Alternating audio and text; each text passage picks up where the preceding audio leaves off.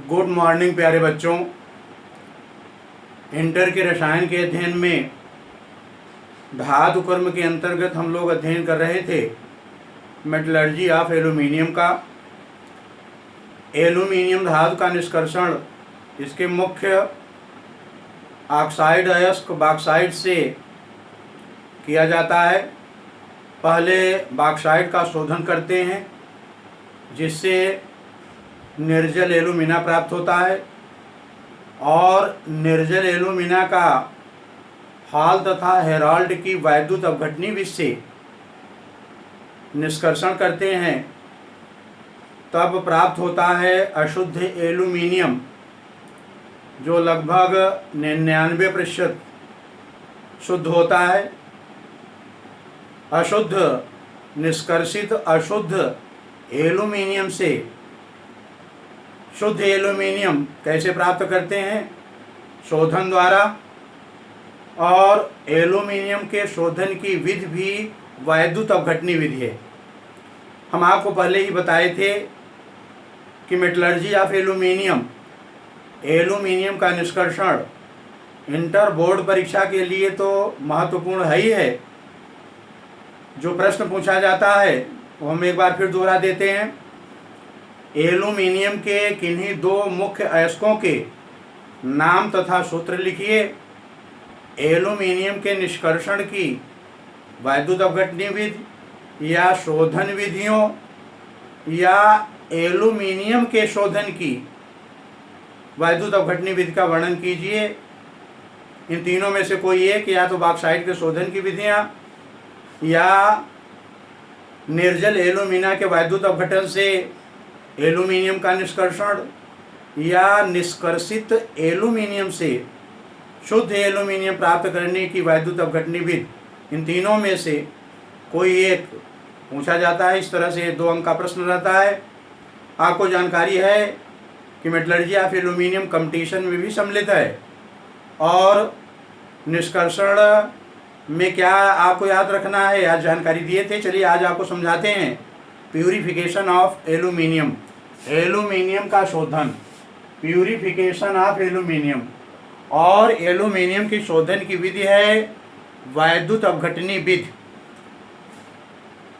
जिस वैद्युत अपघटनी विधि का प्रयोग किया जाता है एल्यूमिनियम के शोधन में वो है हूप की वैद्युत अपघटनी विधि, हूप्स इलेक्ट्रोलाइटिक प्रोसेस। इसके पहले निष्कर्षण किए थे हॉल तथा हेराल्ड की वैद्युत अपघटनी विधि से, और अब एल्यूमिनियम का शोधन किया जाएगा हूप की वैद्युत अपघटनी विधि से। इसे अच्छी तरह समझ लें। हूप की वैद्युत अपघटनी विधि में प्रयुक्त सेल, ये सेल है, ये आयरन का एक टैंक होता है, आयरन का एक टैंक, और इसमें अंदर की ओर कार्बन का अस्तर लगा रहता है, कार्बन का अस्तर। सेल के अंदर गलित पदार्थों के 3 स्तर भरे जाते हैं। सबसे निचले स्तर में गलित अशुद्ध एल्यूमिनियम, जो निष्कर्षण से एल्यूमिनियम प्राप्त हुआ है वो अशुद्ध एल्यूमिनियम है। गलित अशुद्ध एल्यूमिनियम सबसे निचले स्तर में, और मध्य में सोडियम बेरियम एल्यूमिनियम फ्लोराइडों का गलित मिश्रण और एल्यूमिना का गलित मिश्रण। फिर से सुन लें। मध्य स्तर में सोडियम बेरियम एल्यूमिनियम फ्लोराइडों तथा एल्यूमिना का गलित मिश्रण, और सबसे ऊपरी स्तर में गलित शुद्ध एल्यूमिनियम भरा जाता है। एक बार फिर ध्यान दें। सेल आयरन से निर्मित एक टैंक है, इसमें कार्बन का स्तर लगा हुआ है, और सेल के अंदर गलित पदार्थों के 3 मिश्रण हैं। सबसे निचली स्तर में गलित अशुद्ध एल्यूमिनियम, मध्य में सोडियम बेरियम एल्यूमिनियम फ्लोराइडों तथा एल्यूमिना का गलित मिश्रण, और सबसे ऊपरी स्तर में गलित शुद्ध एल्यूमिनियम भरा जाता है।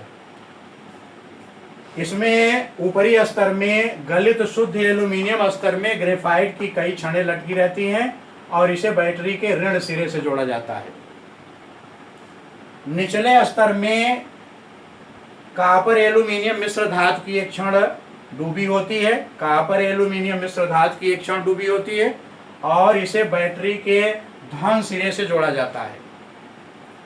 वैद्युत अपघटन क्रिया में मध्य स्तर यानी सोडियम, बेरियम, एल्यूमिनियम फ्लोराइडों और एल्यूमिना का गलित मिश्रण ये वैद्युत अपघट्य का कार्य करते हैं।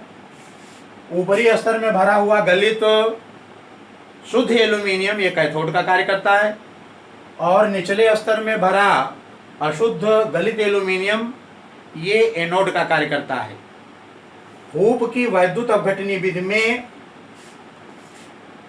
कैथोड और एनोड, कैथोड कौन है? गलित शुद्ध एल्यूमिनियम।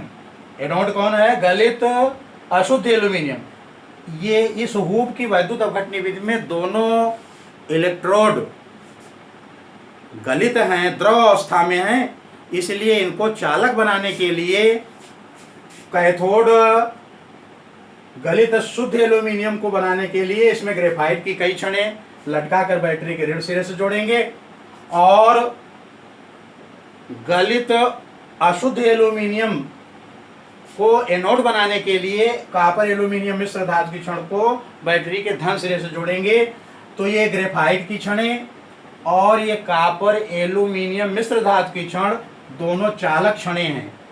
ये बहुत बार कंपटीशन में पूछा गया है कि एल्यूमिनियम के शोधन की वैद्युत अपघटनी विधि में कैथोड और एनोड कौन होते हैं।